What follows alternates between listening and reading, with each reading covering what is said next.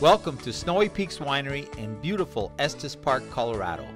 We are a family-owned and operated winery committed to creating fantastic, handcrafted wines from Colorado-grown grapes.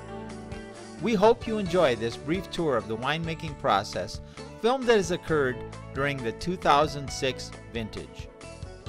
Here at Snowy Peaks Winery, we start with grapes grown on the west slope of Colorado near the towns of Palisade and Peonia. The grapes are carefully harvested in the fall from September through October, then loaded onto refrigerated trucks for the drive over the Rocky Mountains.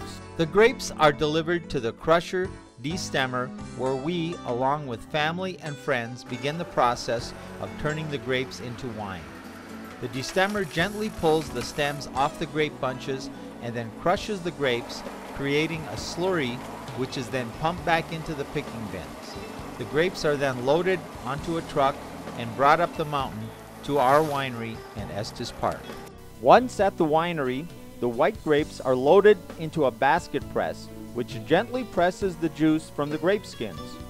Inside the basket press is a large bladder, which inflates with air, squeezing the grapes against the wooden sides.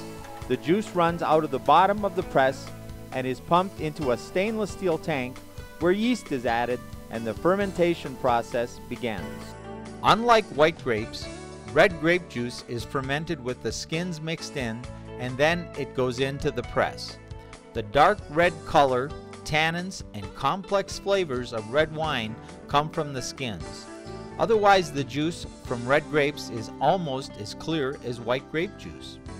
In order to best extract the color and flavors, yeast is added directly to the grapes after crush, and the whole mash, juices, skins, seeds, and all ferments in the picking bins for about 1 week. Once most of the fermentation is over, the red grapes are loaded into the press and the juices are extracted. The resulting wine is pumped into stainless steel tanks to finish fermentation and to let the sediment settle to the bottom. Then the wine is placed in oak barrels. This process can take an additional 2 to 3 weeks depending on room temperature and the quantity of wine.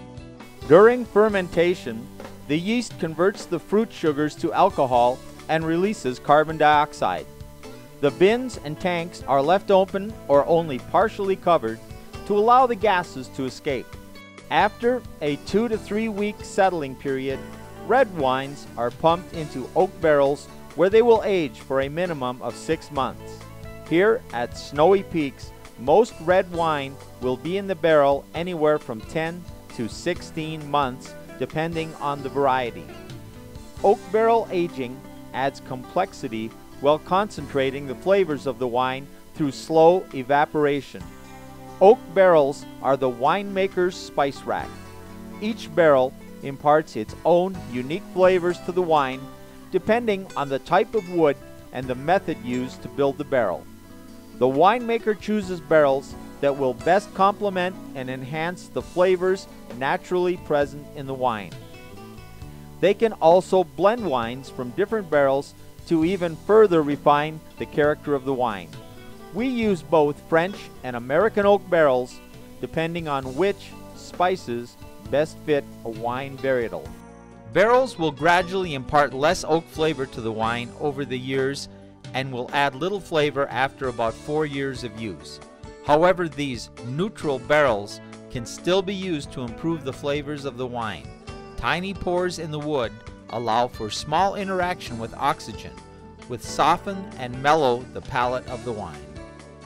Another activity that occurs during the aging process is blending. Blending refers to combining different wines together to get a product that is more complex and balanced than the individual parts. We blend for many different reasons. The most common is to balance the amount of oak flavor in the wine. When barrels are new, they impart a very strong flavor to the wine. Since this can sometimes overwhelm the other flavors, we will split a batch of wine between a new oak and a neutral barrel and then blend the two back together before bottling. Another blend is made from combining wines made from different varietals, like our Sebastian's Red, which is made from Merlot, and Cabernet Sauvignon. We also make blends based on the origin of the grapes. The same variety of grapes will taste very different depending on where and how they are grown. We source grapes from different vineyards so that we can take advantage of these variances in character. We keep the batches separate during fermentation and aging, then blend them together to create a more complex and balanced wine. Blending is where winemaking becomes art. Each wine must be combined with the others in the perfect proportions to create a harmonious whole. This means lots of tasting and spitting. Even small changes in the proportions can have a dramatic effect on the flavor of the wine, so each sample is carefully measured out and many blends are created and tasted side by side to find the best mix. Once the winemaker finds the combination that works best, he calculates the portions to fit the amount of finished wine he wants to end up with. The wines are blended together in a tank and pumped back into the barrels. Further aging in barrels allows the flavors to integrate with each other. Depending on grape variety and style of wine the winemaker is trying to create, wines are typically aged for 6 to 24 months. We generally bottle our white wines after about 6 months, and the reds are kept in barrels for about a year. Once the wines are ready for bottling, they are pumped into tanks on the upper level of the winery. White wine, especially ones with residual sugar, are filtered to remove any remaining yeast. Red wines are sometimes filtered to remove any remaining sediment that is still in the barrel. The wine is then gravity fed into the bottle filler. Compressed air or nitrogen is blown into the bottles to remove any dust. Then the bottles are inserted into the filler, which fills them to the correct level. Carbon dioxide is added to displace the oxygen in the neck of the bottle. Then the corks are inserted using a hand corker. Capsules are placed on top of the bottles, and heat guns are used to shrink them to fit.